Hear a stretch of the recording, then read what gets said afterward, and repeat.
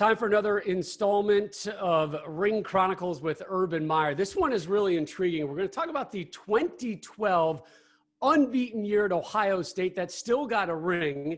But man, there was so much behind the undefeated campaign of 2012. And joining us for that conversation, the stud QB, Braxton Miller. So Braxton, before we get to 2012, you kind of have to talk about what 2011 was, because that was before Urban got there. So how do you describe the state of Ohio State football during the 2011 campaign?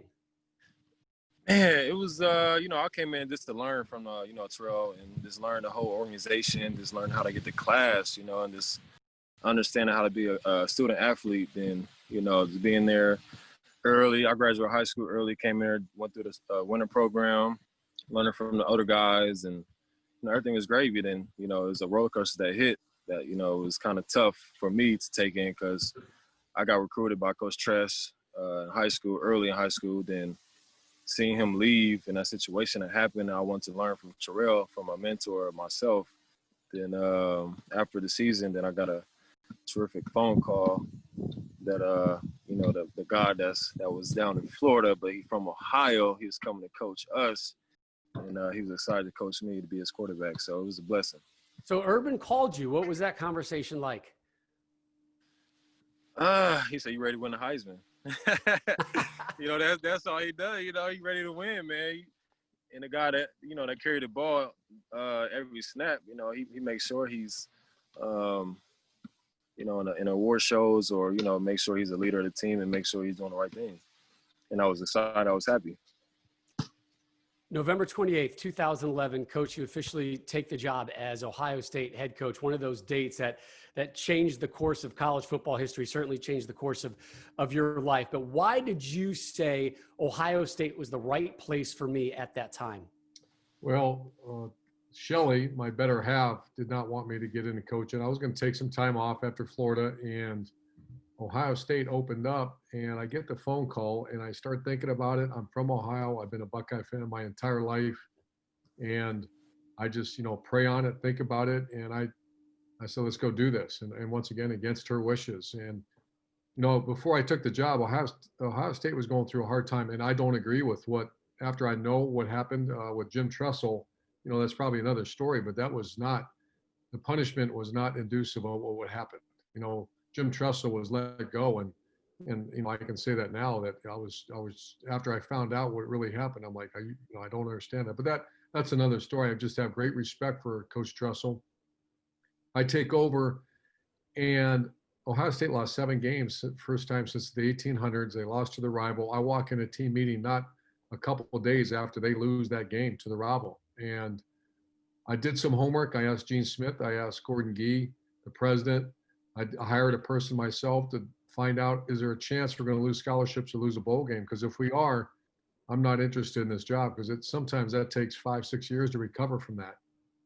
And all our feedback comes back, no, they'll be fine. It's going to be, precedent is there that it'll be a probation and move on. And sure enough, 2 weeks after I take the job, Gene Smith comes to see me. NCAA hands down the ruling, 9 scholarships lost and no bowl game. And that means all seniors can transfer without penalty. But, we came in and we went to work, and boy, did we work. And that team, no one transferred, and it took a while, but once we got going, that was a heck of a team.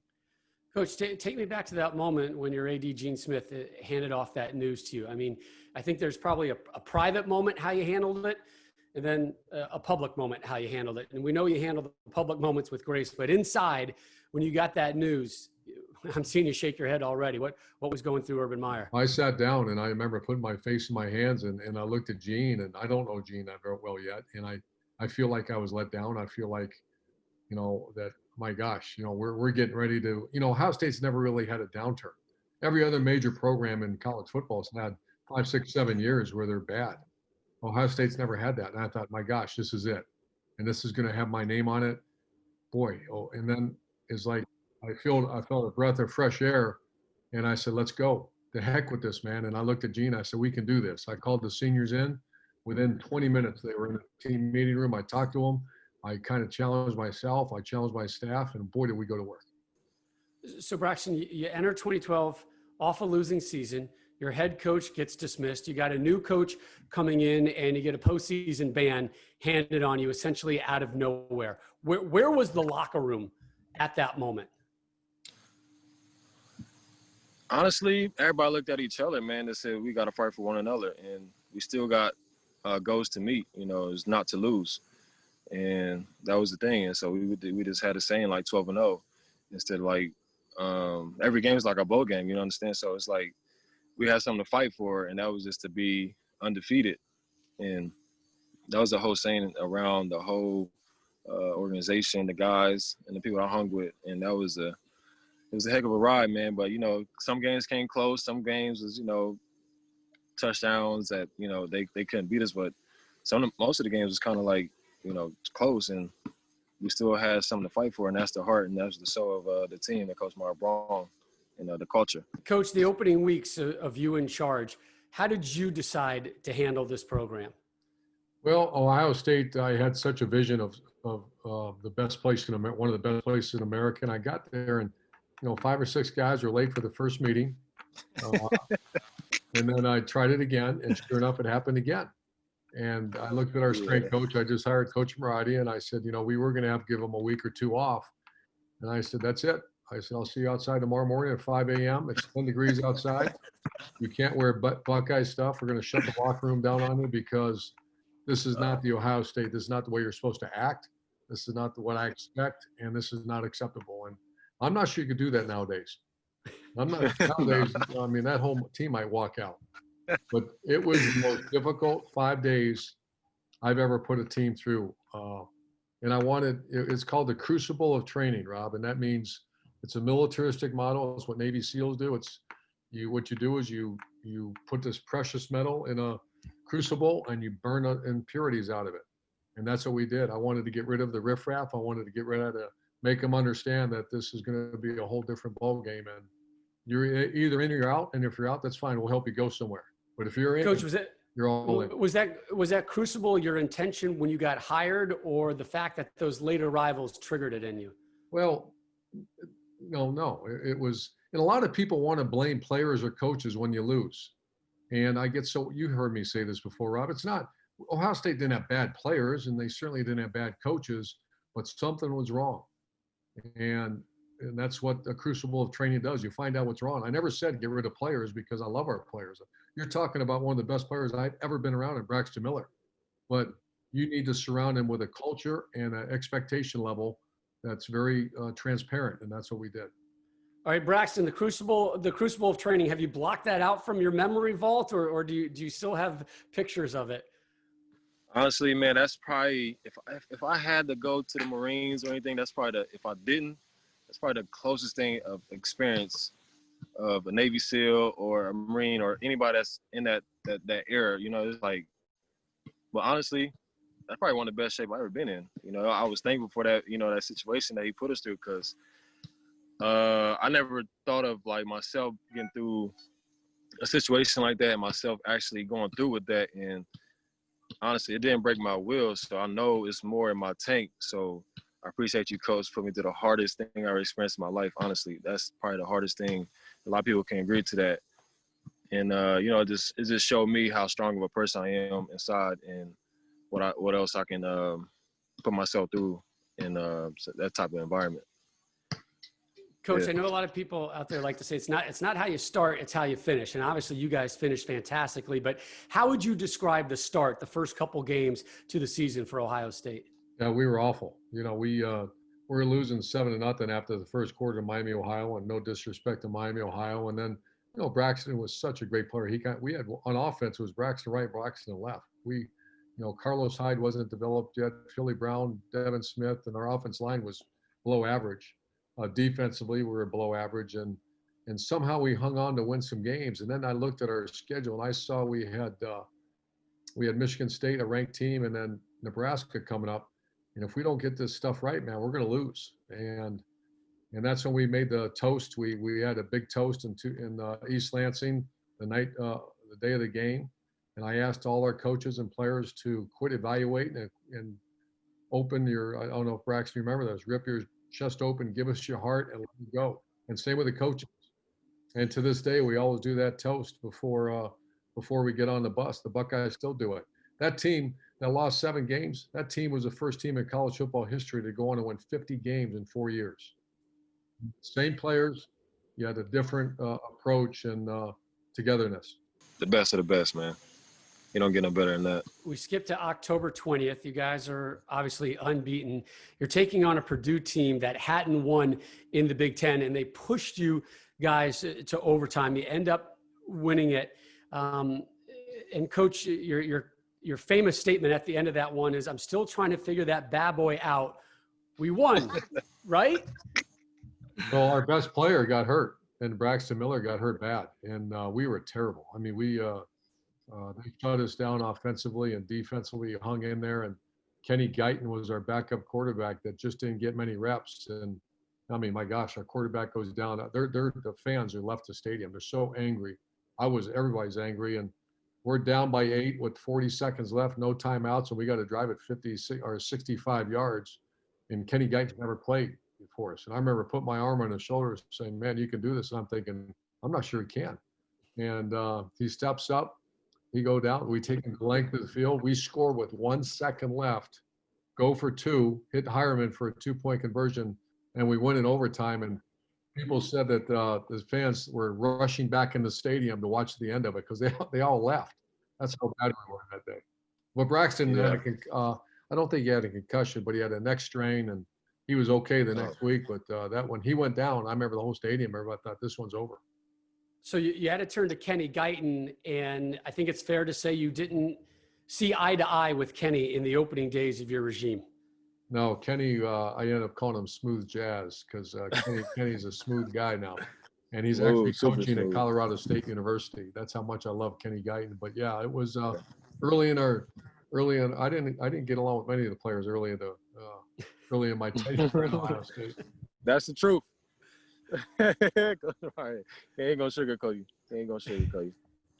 Why is that the truth, Braxton? Why wasn't he getting along with players back then? Because he can see better than everybody, and you're not doing your job. So he want more out of you than you want more of yourself. Like, why wouldn't you? Why would you get along with somebody that's not willing to put the work in to feed somebody else's family, and feed yourself? So I would too. Like, what are you doing, man? So it's like, it's common courtesy, do for self. That put you guys at 8-0, 4-0 in Big Ten play. Coach, at that point, year one, and you said a terrible start to the season, but you're able to get the scrappy type of overtime victory. What were kind of the big picture thoughts on what the season was starting to shape up to look like for you guys after that win? Well, we had tough injuries. We lost our two middle linebackers, and I had to put Zach Boren a fullback, and he became our starting middle linebacker. So there was zero big picture thoughts, Rob. It was all about survival. We were in pure survival mode. And what was happening was two things. Some of these very talented players are starting to develop. You're talking to one of them, Braxton Miller, became a Heisman candidate. You had offensively this running back who's still in the NFL, Carlos Hyde, started to become a man. Philly Brown played in the NFL. Devin Smith, Hireman, our tight end. Our offense line became the best, I think, the best O-line in the Big Ten by the end of the year, and our defense really started to grow up. So, it's a shame that team couldn't go on and play because by the time we finished, that was a hard team to beat. But middle of the year, no. We were still in survival mode. But as we started going down the stretch run and we finished with a 26-21 win over our rival, it's a shame that group didn't get to play one more game or two more games. Braxton, take me through the locker room mood, the stages of it, at least with Urban in charge. We talked about the crucible in the beginning. Where did things maybe start to turn where the locker room said, yeah, this can work? And what were they feeling after that Purdue overtime win? His speeches, by far the best I ever experienced in my life. So you just got to look at him. You know what I'm saying? He's just so serious, and he wanted more for you than he wanted more for like the players wanted for themselves. So it's like when you listen to him talk, man, it touches your soul and touches your heart. So you know that he's serious. Sometimes he gets so angry when he's talking. He might get the wipe in his eyes a little bit because he's furious, but he's want to win. So I see that fear in his eyes, and that's it's contagious, man. So having somebody like that as the coach, the mentor that you see every day in the locker room or walking through the facility, the way you carry yourself, I mean, it's contagious. You're going to have that same demeanor too. And that's what I think it fed off of all the players and it fed into me for sure. Even though he coached me to be a young man as well too. So it's contagious. It's contagious, man. So you guys are 11-0, Braxton. Up next, the team up north. And so this is Urban's first rivalry game with the team up north. What did you notice different about him, about the staff, about the buildup to that game, and let's say a week out before kickoff? It better be football first, I'll tell you that. You know, he got to make his mark, man. So it's the week that was leading up to that, you know, I think we was preparing for that last game. You know, it's a simple fact that, you know, when you're a head coach and you playing against the rival of team up north and, you know, you go in there and you don't win, it don't even matter what the other 11 games look like, you know. So it's pretty much do or die, you know. So we knew it was at stake, and the seniors knew it was at stake, and I knew what it was. And that's probably one of the coldest rival games I played in since I was at Ohio State. Zach Bourne, he turned into somebody that he was not the whole year in the last game. And that's why, you know, he's doing well in business right now because my hat's off to him for showing up and doing his thing that game. But leading up to that point, it was do or die for sure. Coach, at what point did you start thinking about the team up north? Was that the day you got hired? Was that midway through the campaign? Was that a week out? When did you start setting into place how you and your staff were going to handle the build up to that game? Probably when I was 6 years old, you know, when I grew up in the great state of Ohio, and a guy named Bo Schembechler was at the team up north, and Woody Hayes, and I lived it. I lived it even when I was coaching other places. I was always check that score. When I was going to go to Ohio State, I mean, that's one you can't lose. That's one that I really believe all 11 don't matter until if you lose that game. And people look at me like I'm nuts. I'm like, that's fine. I lived it. And I really believe that. Our players believe that. We work that game every day. That's not a big game or a big week. That's every day we work on that game. And so I gave a lot of thought how to handle it. You know, you got to make sure you don't over prepare them. You don't because I mean, there's a lot of pressure on those players now. I mean, that's the most watched game every year in college football. Millions and millions. Fox has it. So we see it every year. And so there's a fine line about build up and preparation. And these guys would tell you the term that we used all the time is the most prepared team will win that game. So it was all about work mode that week. 26-21, and the big thing is you shut out Michigan in the second half. You only got 2 field goals, and Braxton, you guys elected to go for a field goal there late, which still left the door open for Michigan to steal it with the touchdown there in the late stages of that one. What were your big takeaways from the waning moments of that matchup? I didn't think that we was going to lose at all because I told you, Zach Bourne, he was making sure they wasn't crossing that 50-yard line. I'll tell you that right now. I can sit down and sip on some water, and I knew we was going to win, you know, because everybody is dialed in, and they didn't want to leave the stadium, you know, because, like, plus you're playing at home, too, so it's kind of tough when you lose. And, you know, it's the rival game as well, too. That was my first experience playing against a rival team at home, so I didn't want to have that experience as well either. So I know we weren't going to lose. So that's it. That's your season. It's done. 12-0, 8-0 in conference. You're not going to the Big Ten championship game. You're not going to a bowl game. You're not in the national title picture. So how did you guys all elect to handle that moment? You know, obviously there's the celebration of beating your rival, but also that is the conclusion of an undefeated season that feels like there's probably some unfinished business left out there. I was heartbroken for our seniors. You know, I still get very emotional to this day when they did nothing wrong, Rob. You know, it's one thing if you do something wrong, but you did nothing wrong and your livelihood's taken from you. I still to this day have a very hard time with that people should rethink penalties and penalize people that do things wrong, not penalize people that don't do things wrong. And for some reason, you know, that is absolutely unacceptable even to this day when I hear things like that. So I knew guys like Braxton would be back, the other guys, but the senior class, I did the very best I could to make sure, and I'm doing it today. Buckeye Nation cannot forget that team. Because if that team decided to transfer and went 6-6, Ohio State is not where we're at today.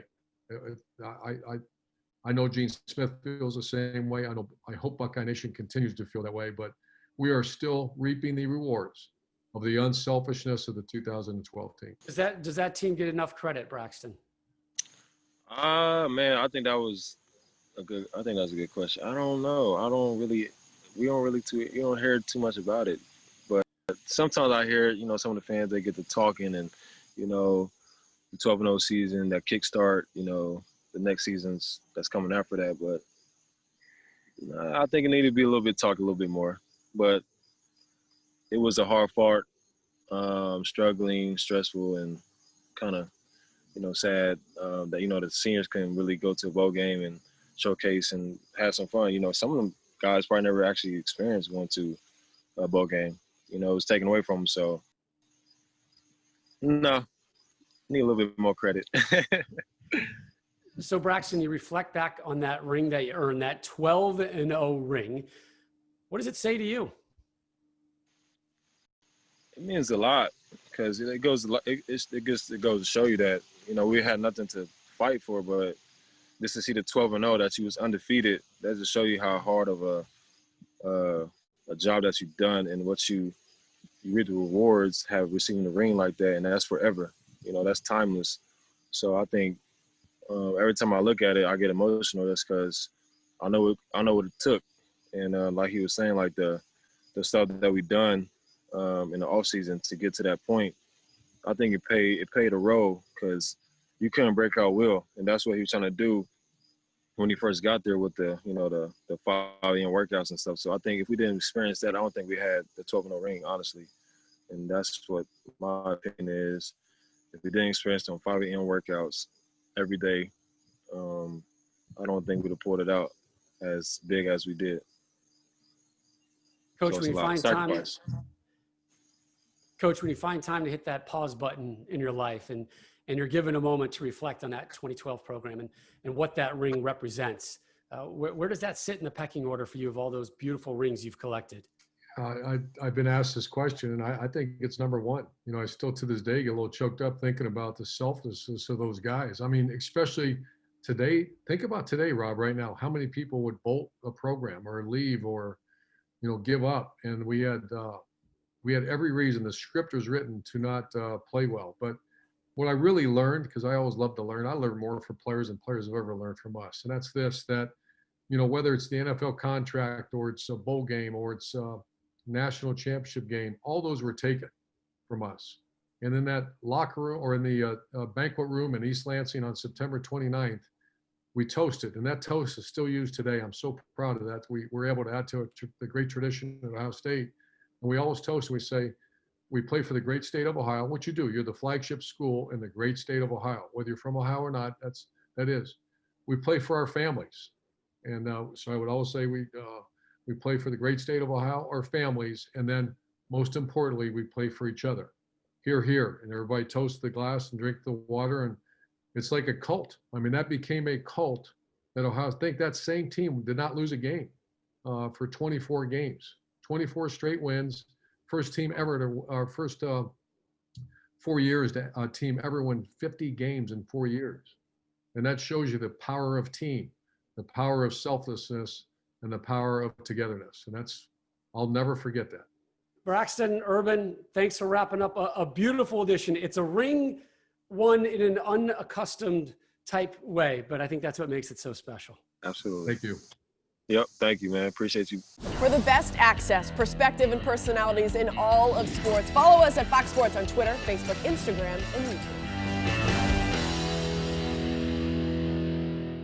Hey, thanks for watching. If you enjoy that clip, make sure you click subscribe somewhere down here. From game highlights to exclusive interviews and rankings, we've got everything you need as a college football fan right here, College Football on Fox.